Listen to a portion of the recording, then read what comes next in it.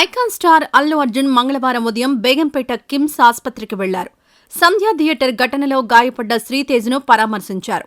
అయితే పోలీసుల సూచనల ప్రకారం ముందుగా వారికి సమాచారం ఇచ్చి ఆయన ఆస్పత్రికి బయలుదేరి వెళ్లారు. గత 35 రోజులుగా కిమ్స్ ఆస్పత్రిలోనే శ్రీతేజ్ చికిత్స పొందుతున్న విషయం తెలిసిందే.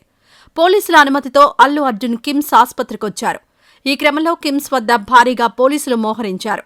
మరోవైపు ప్రముఖ నిర్మాత దిల్ రాజు కూడా కిమ్స్ ఆస్పత్రికొచ్చారు. కాగా అల్లు అర్జున్కు హైదరాబాద్ రామ్గోపాల్పేట పోలీసులు మరోసారి నోటీసులు అందించారు. సంధ్యా థియేటర్ తొక్కిసలాట ఘటనలో గాయపడి కిమ్స్ ఆస్పత్రిలో చికిత్స పొందుతున్న శ్రీతేజ్ను పరామర్శించాలంటే ముందుగా తమకు సమాచారం ఇవ్వాలని నోటీసులో పేర్కొన్నారు.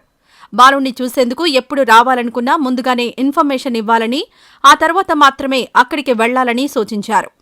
ఈ వీడియో నచ్చితే లైక్ చేయండి. అలాగే మా ఛానల్ ని ఫస్ట్ టైం కనుక చూస్తున్నట్టయితే ఇప్పుడే సబ్స్క్రైబ్ చేసుకుని పక్కనే ఉన్న గంట సింబల్ ని యాక్టివేట్ చేసుకోండి. అప్పుడే మేము పెట్టే ప్రతి వీడియో మీకు నోటిఫికేషన్ గా వస్తుంది. అలాగే ఈ వీడియో పూర్తిగా చూసినందుకు ధన్యవాదాలు.